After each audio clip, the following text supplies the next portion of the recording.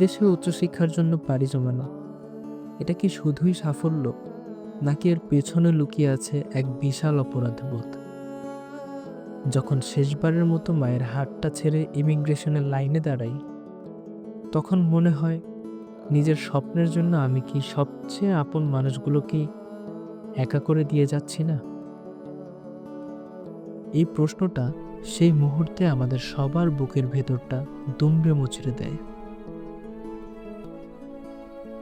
তাই আজ যারা এই ভিডিওটি দেখছেন, যদি আপনি সেই সন্তান হন যিনি দূরে আছেন, তবে মনে রাখবেন আপনার প্রতিটি সাফল্য তাদের এই ত্যাগের প্রতিদান। আর যদি আপনি সেই বাবা মা হয়ে থাকেন যিনি তার সন্তানকে দেশের বাইরে পাঠিয়েছেন উচ্চশিক্ষার জন্য, আপনার এই অশ্রুসিক্ত বিদায় হচ্ছে আপনার সন্তানের সব থেকে বড় শক্তি।